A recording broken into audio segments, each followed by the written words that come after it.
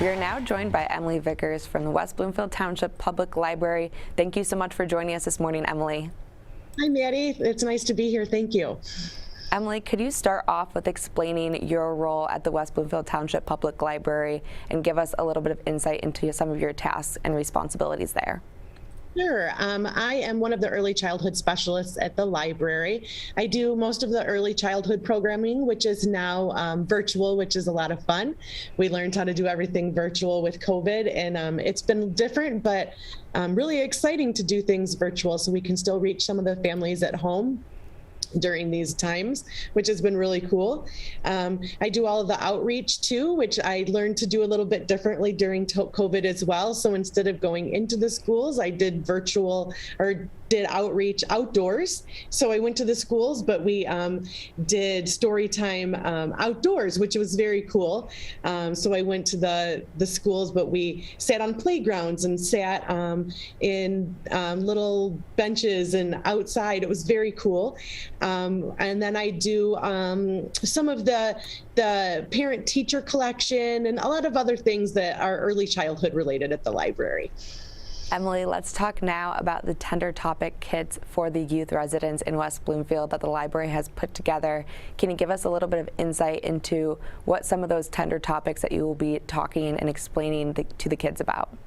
Yeah, so we already had literacy kits at the library, which deal with oral language and a lot of the cool things that go along with language. So we were trying to think of some other things that families might be dealing with at home. So we were thinking about some tender topics that families might need at home, such as divorce or adoption, something that they might need some extra help with. So we wanted to explore some social issues that they might need some more guidance or explanation. So we put together these kits, and I don't know if it will show on my background. I'll hold it up a little bit. They're kind of big, but so there's a little bit.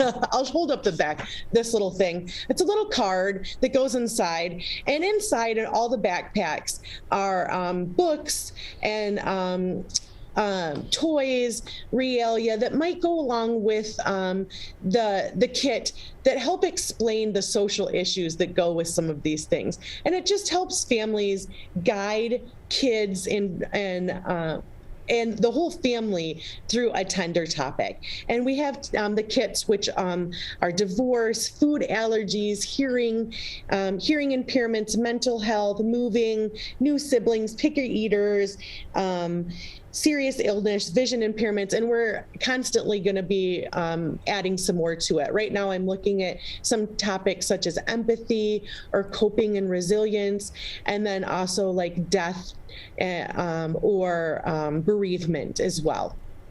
Emily, I know that you have one of the kits there, and it might not be showing up great on camera, but could you give us an example of maybe what that topic covers for the kit, and maybe give us some examples of what we can see in the kit and how that might help the kids understand those topics? Yeah, so the one that I have here is adoption. And inside the adoption kit are like 5 books. And the books go about foster families, adoption families, and then a book for adults that talk about how to help adoptive families and how to go through the process of adoption, how to talk to the kids about adoption, how to deal with it internally as an adoptive family, and what to go through, like what to look through the process.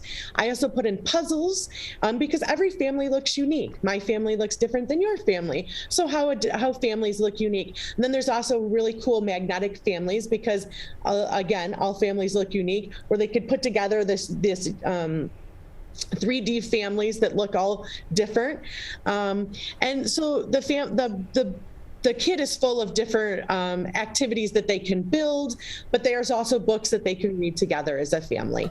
So it builds upon some prior knowledge, but also it's kind of a cool thing that they can think, hey, my family might look different, but the wheels are spinning, but in the same token, it's answering some questions that they may have about adoption in their head. Emily, when you talk about these kits, how would one go about if they're interested in picking a topic and bringing those home to their residencies? How would one go about finding a kit that is appropriate for the kids that they have in their house and renting those out from the library? Good question. So they are at the main library. I'm making a few for West Acres as well. So they could come to the library and check them out, but they're also in the catalog, so they could put them on hold and we can put them on the shelf at the drive up or the hold shelf at the library. But they can also let us know, like, hey, I'm thinking about, come in and say, hey, I've got this situation at home that I was thinking, and we can recommend a kit that may work for them.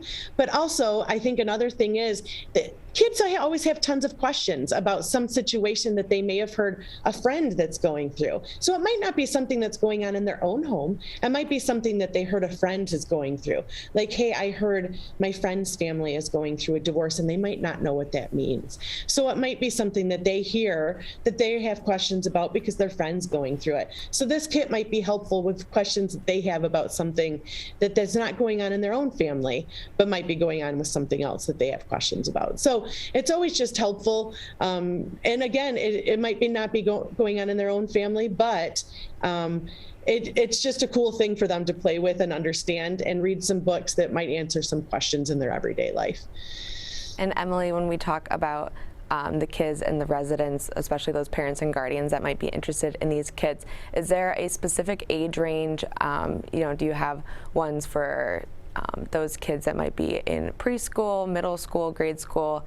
Are there specific age ranges for the kits? Do you kind of customize those kits based on age ranges, or is there just one kit that a family can rent out? So the age ranges for most of them are between the ages of 2 and 10. And you can make it as easy and as hard as you need the topic to be. So you can explain it in depth a little bit further for a 10-year-old and kind of make it a bit easier for a 2-year-old. So for a 2-year-old, they might just put the puzzle pieces together and just think it's fun. And for a 10-year-old, you might have to explain it a little bit further. So that's why I like the tender topic kits, because they give a brief explanation, but it can also go in more in depth for the older kids as well. Emily, as we wrap up here, we just have about under a minute left. Is there anything else you would like to share with us about these tender topic kits or your position at the library? Well, I just think these tender topics kits are great. I love all the kits that we make here at the library, but the tender topic kits I think are amazing just because we can constantly build on things that we feel the community might need.